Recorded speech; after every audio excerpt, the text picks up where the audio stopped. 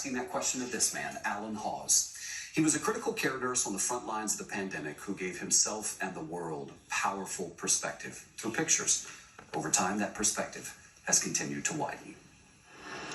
When Allan Hawes goes to work at the Medical University of South Carolina in Charleston, he brings with him a special ability, a talent, really, that he uses when he cares for the sickest of the sick COVID patients. He takes pictures of what you and I would usually never see. Because before he became a nurse 11 years ago, he spent 23 years as a newspaper photographer. And that gives him the ability to tell the stories of these patients. This is a gentleman named Ryan Simpson. We had to send him emergently to our cardiac ICU. And y'all believe COVID is what damaged the heart so severely? Oh yeah, his heart was beating so fast for many days that... How fast? 135 to 165. And this is his wife, Sarah. So this is the first moment that she saw him that day and was, I think, kind of taken aback by all the people in the room as they're preparing to take him to the operating room. You know, so many frontline workers have said to us, if only the public could see what we see. Well, Allan Hawes convinced one of the largest hospitals in South Carolina to allow him to give sight to what those caregivers routinely see. This is a woman who was very sick. She was with us for a long, long time, and her family brought in this prayer cloth. The family wasn't able to visit, but this prayer cloth Yes. was sort of their representative. Mm-hmm. And what happened to the lady? She didn't make it. His pictures document COVID's grip as it tightens. And he was totally there. As you can see, he's texting people on his cell phone, telling them what's going on. But why did you want to capture this? I felt like I knew where he was going. And what happened? This is what happened. Oh. So 2 days later, I walked in and there he was. Vaccinated? He is unvaccinated.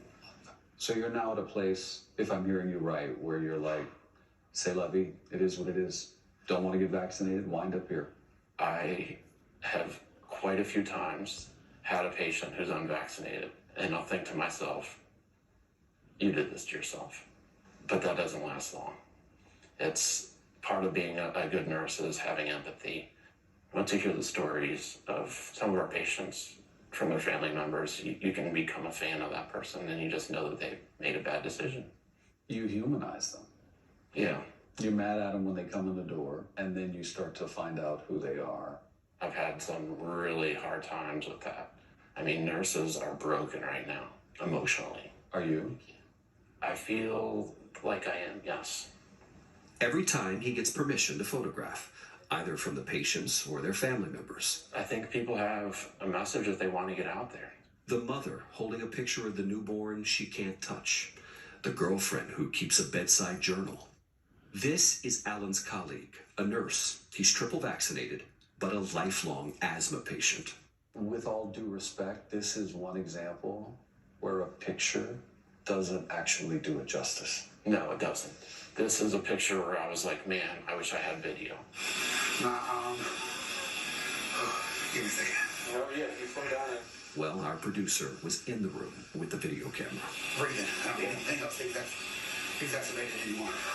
I do wonder whether some people are going to be like, put that camera down and pay attention, just like full-time nurse. Yeah, well, when I'm doing that, they're not my patients. I don't take pictures of my own patients. Finally, this is Mr. Croxton. He had the heartstrings of about every nurse in our unit, I think, when he was there. Joel David Croxton was 72 years old when he died. This was the nurse who broke down after she called his wife to tell her it was time to come in and say goodbye. His wife Sandy holding his hand. A nurse holding an iPad while a chaplain prayed with him. This was the picture of Croxton that worried Allan Hawes. Would it be too painful for his wife to see? Then again, Hawes usually never sees the families again. Someone would like to see you. On this day, they did. Allan Hawes saw Sandy Croxton again. How are you doing? This time they just held each other. No pictures needed. Just thank you to each other. That was 7 months ago. Now. Hey, David. How are you? I'm doing good.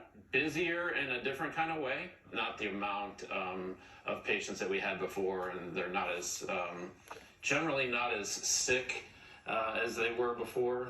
Right after our story about your work aired, what happened? Oh my goodness. I mean, my life changed for sure. How so?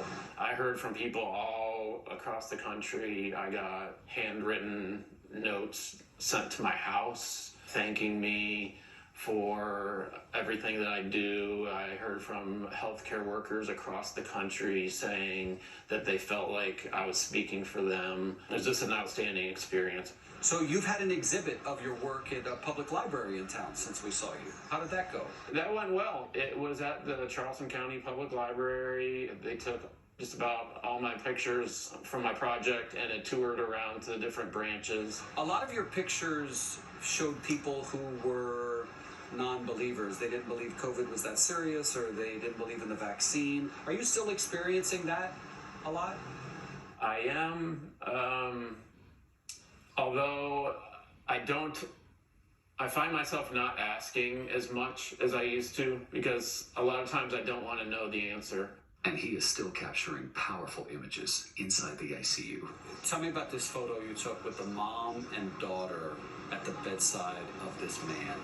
I was working in the medical ICU at the time, and one of my coworkers was telling me how sick this gentleman was and that they were planning on withdrawing care from him on that day.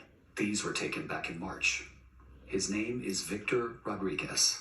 I approached the family and asked them if I made some photos of you in the room with him during his last hours. And they agreed to allow that. It was gut-wrenching. There was a lot of love there. His wife climbed into bed with him to be with him for the last time. Where does that picture stand in terms of impact on you? That was a really hard one to take. I didn't want to disturb anything. And when his wife, Diane, got in the bed with him, I just thought that that was one of the most beautiful things that you could do during the last minutes that you're going to have with your loved one. Gut-wrenching.